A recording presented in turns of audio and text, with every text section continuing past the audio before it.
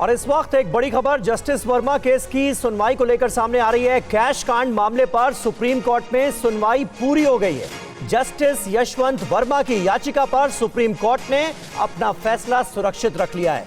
याचिका में supreme court की अंतरिम जांच पैनल की रिपोर्ट को दरअसल चुनौती दी गई है। याचिका में मांग की गई है कि 3 जजों की आंतरिक जांच कमेटी की रिपोर्ट को अमान्य करार दिया जाए। कमेटी ने जस्टिस वर्मा को हटाने का प्रस्ताव लाने की सिफारिश की थी। याचिका में कहा गया है कि उन्हें व्यक्तिगत सुनवाई का मौका दिए बिना ही दोषी ठहराया गया है। पीयूष पांडे हमारे संवाददाता इस वक्त हमारे साथ लाइव मौजूद हैं। पीयूष, क्या जानकारी मिल पा रही है? फैसला सुरक्षित रख लिया गया है, क्या आने वाले वक्त में व्यक्तिगत सुनवाई का मौका जस्टिस वर्मा को दिया जा सकता है? इस बात के आसार हैं क्या?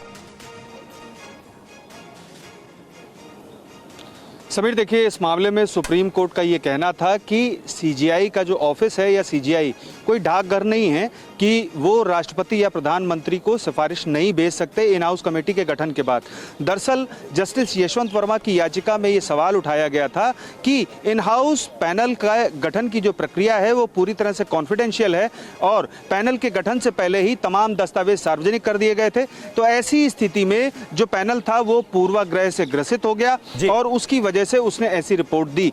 दूसरा उनका ये कहना था कि ये समिति के गठन के बाद जो रिपोर्ट आई उसमें सुप्रीम कोर्ट का ये कहना था कि आप समिति के समक्ष क्यों नहीं पेश हुए। तब कपिल सिब्बल ने ये कहा कि हम पेश हुए हैं अब, क्योंकि हमारे सामने अब रिपोर्ट स्पष्ट है और चूंकि इसमें लैकुना है और ऐसी स्थिति पैदा की गई जिसकी वजह से समिति ने ऐसी रिपोर्ट दी। दूसरा उनका सवाल ये था कि राष्ट्रपति और प्रधानमंत्री के समक्ष आखिर सीजीआई ने जो पत्र लिखा वो किस आधार पर लिखा गया और वो उचित नहीं माना जा सकता। इस पर सुप्रीम कोर्ट ने यह स्पष्ट कर दिया कि जो इन हाउस पैनल की रिपोर्ट है वो संसद में महाभियोग प्रक्रिया के दौरान नहीं मानी जाएगी, बल्कि नई पैनल की रिपोर्ट गठित होगी, नया पैनल गठित होगा और वो एक रिपोर्ट देगा, उसके आधार पर महाभियोग प्रक्रिया चलेगी। अब सुप्रीम कोर्ट ने इस मामले पर अपना फैसला सुरक्षित रख लिया है।